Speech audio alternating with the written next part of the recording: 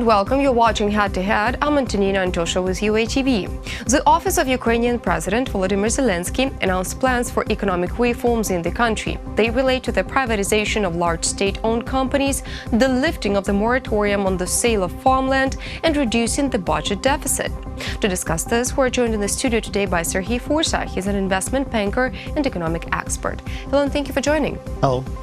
So let's talk and expand a little bit more about the reforms, and let's start with the privatization reform.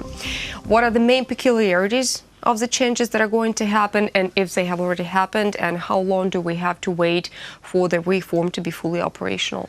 Currently, we don't know, to be honest, and to be honest, all we need is, like, no Beatles, all you need is love. Now it's all you need is political will. Okay. Because the law that led us to do just transparent privatization already done, and everything is ready. And small enterprises already privatized under this law. We know the Prozoro sale. Right. And now what we need is a start of big privatization of the big enterprises. And here we've got one big problem. There is no demand, to be honest, because when we're talking about privatization, what we need from privatization? First, it's fighting with corruption, because state enterprises is just places where almost all of corruption exists.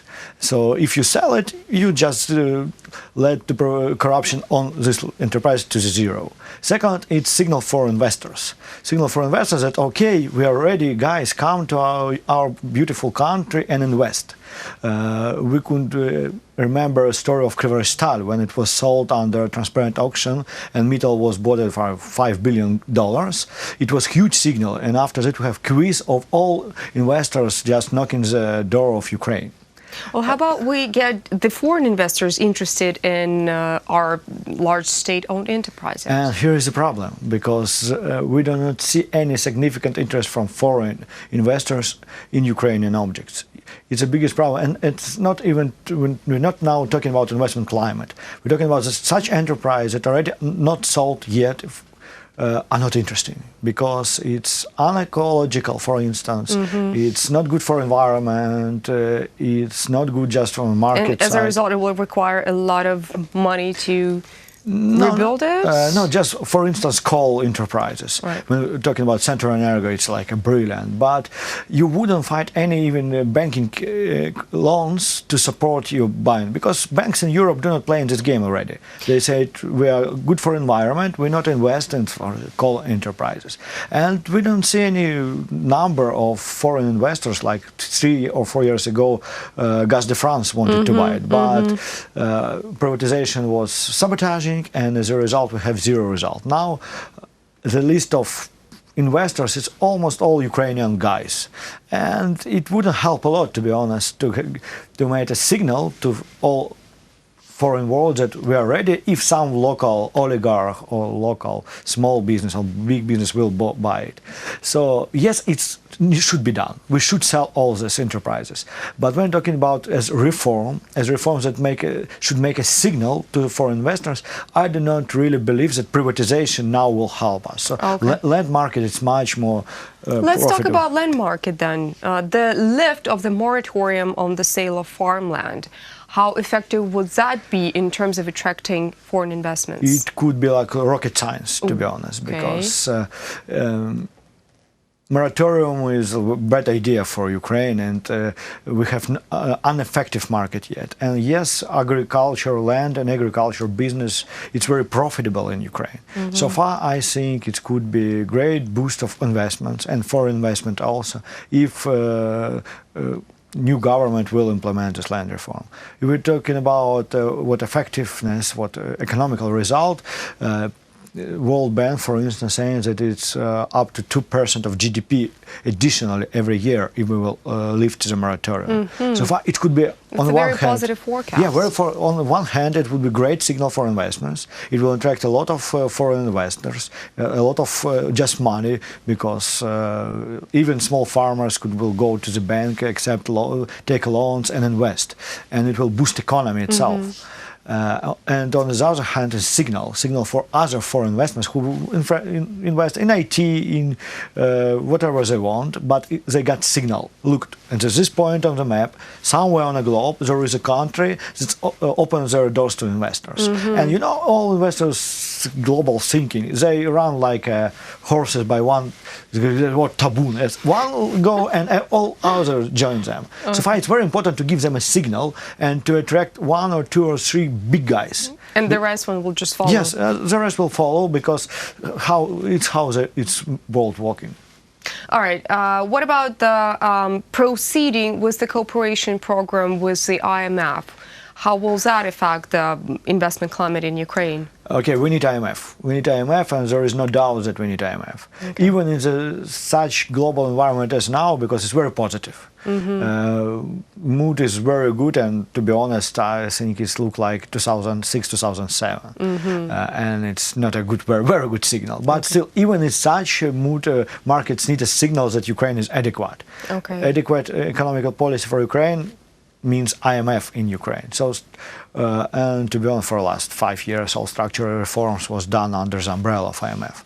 So, investors need this signal. They need a new structural program with IMF, and we don't even need the money itself, but we need a signal. As a program exists, these guys are pro-market, these guys are pro-economic, they're not a communist, they're not a populist, they will do what they have to do, and that will also give a great signal for investors on one hand. On the other hand, will keep macroeconomic stability, because it's very important for Ukraine, because yes, investment climate sounds movements, but the fundament, the base is always macroeconomic stability. Right, that's why we do need financial disbursements from IMF. So in your opinion, in your personal opinion, how much money would Ukraine need from IMF, let's say next year or within the next tranche, to keep our economic position stable enough? We just need to have a program of IMF. Even if we, under this program, we will give $100 per year, it will be already okay. Okay. Because we don't need money itself. We need a signal.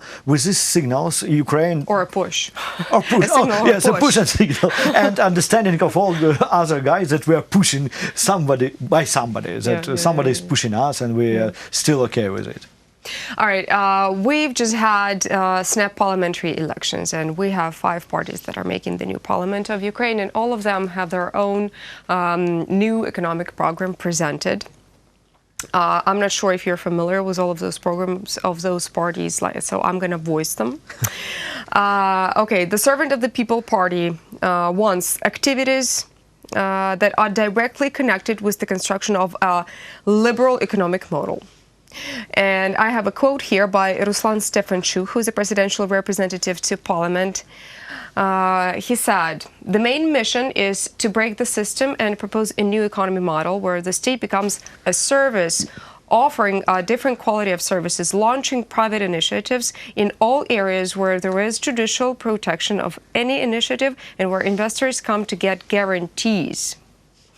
In your opinion, wouldn't, as what Mr. Stefanchuk said, breaking the system actually hurt Ukrainian economy at first?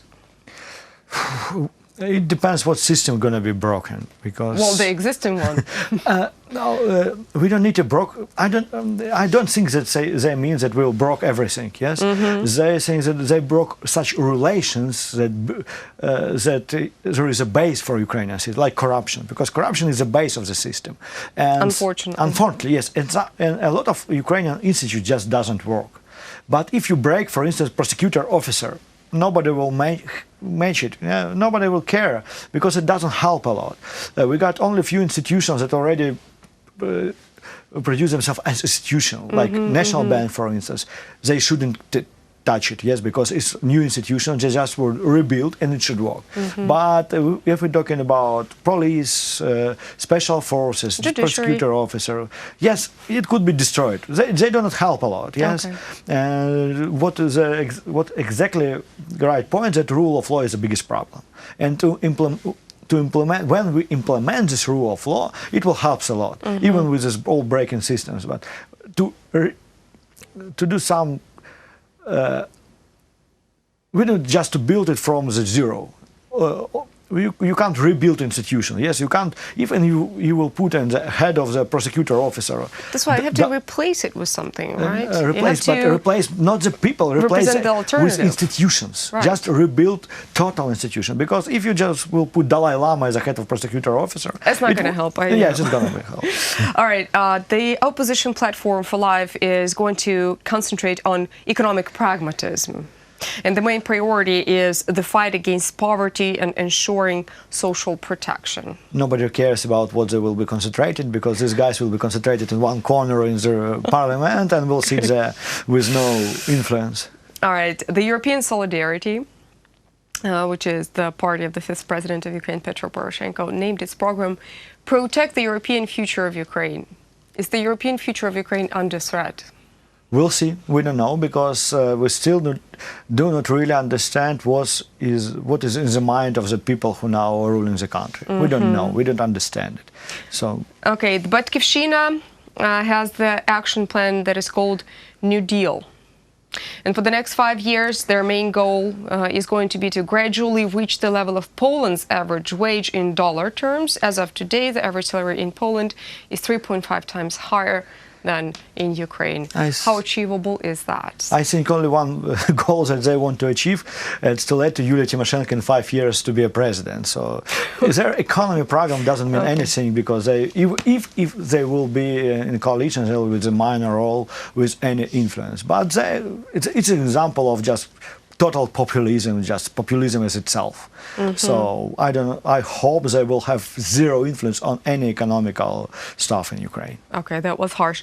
Now, the Golos program has, the Golos party has a program that is called Digital Freedom Act, and they hope that it will establish low taxes for the IT sector.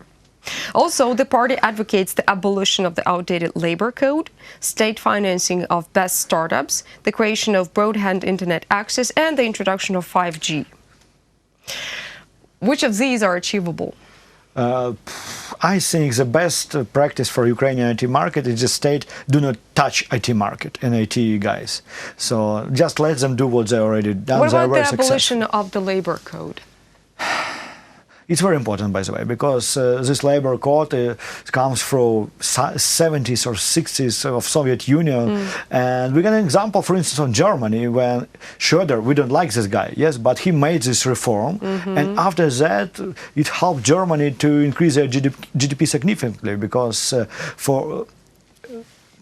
somehow for people it's much more better that some companies would help possibility to fire them, because in that case they will easily take them to the job, give them the job, because if they have understanding that if any time they could cut the job. Somehow, yes, we need liberalization of this stuff, of this code, and it's very important. Very important. You don't see it just in the first reform that everybody is talking about, because it's very complicated, and it's inside job. You know, it's not a land market. Everybody understands. Investors would come. Investors wouldn't react on this reform, because they do not understand what is here in Ukraine, what does it mean. But it's very important for Ukrainian business and for every business that exists in Ukraine and will come to Ukraine. Because when they met all this reality, when you got just communism inside, and you can't fire a person, you can't do anything, and it stops a lot of business from growth. Well, here I personally find two things that are actually, you know, outreaching each other, because the members of the Golos party say that they plan to establish low taxes, and yet and again they want the best startups to be financed by the state. The budget is basically formulated from the taxes. Yes, but I don't. Now, with lowering the taxes, how will they find additional money for financing the startups? I don't think that financing of startup will be a significant part of the budget, to be honest. We don't have such money. We are not a rich state, and just now we're talking about some small amount of money that comparable with movement of president to another office. So it's not a rocket science, not a great sum of money, just maybe signal. And I do not, honestly, I do not think that Ukrainian state should be involved significantly in this part, because if you're involved in some process where you give money to the people, corruption comes with you. Right. So I think just it's like a signal, and it wouldn't involve a lot of people and a lot of money in this process. Okay, now that we've briefly went over all the action plans for the future of economy of Ukraine, of the 5 parties that actually made it to the parliament, which of these programs would you call the most presumably effective for Ukraine, or should it be an algorithm taken partly from each of those programs? I do not believe in the stuff when you take different fragments and create some Frankenstein. It doesn't work, to be honest. I like Golos party program, but I do understand that the coalition will be formed by a servant of people, and they will decide what to do or what not to do. It's true. Okay, well then they will have to bear responsibility for it. Thank you so much for coming. Thank you. That was Serhiy Fursa. He's an economist and an investment banker. Thank you for watching Head to Head. Stay tuned with UATV for more.